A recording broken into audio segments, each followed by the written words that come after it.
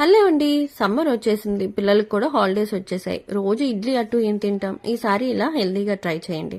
దీనికోసం 1 కప్పు గోధుమ పిండి, 1/2 కప్పు ఓట్స్, అందులో 1/2 కప్పు రాగి పిండి, 1/4 కప్పు బియ్య పిండి, ఆ తర్వాత 1 స్పూన్ మిరియాల పొడి, 1 స్పూన్ ఉప్పు అంటే రుచికి సరిపడా వేసుకోండి. ఆ తర్వాత 1 స్పూను జీలకర్ర, దీంతో పాటు సన్నగా తరిగిన కరివేపాకు, అల్లం ముక్కలు, పచ్చిమిర్చి, ఉల్లిపాయలు కూడా వేసుకుని క్యారెట్ ని తురిమి కూడా వేసుకోండి. ఇప్పుడు వీటిని కొంచెం కలుపుకుని అందులో నీళ్లు సరిపడా పోసుకుని బాగా కలుపుకోండి. ఈ పిండిని కలుపుకునేటప్పుడు ఫస్ట్ కొంచెం ఎక్కువ నీళ్లు పోసుకోండి, ఎందుకంటే అందులో ఉన్న ఓట్స్ నానాలి.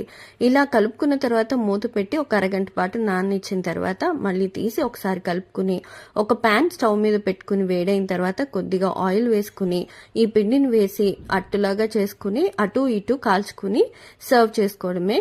ఇది వేడివేడిగా తింటే చాలా బాగుంటుంది, పిల్లలకు కూడా చాలా నచ్చుతుంది. తప్పకుండా ట్రై చేయండి.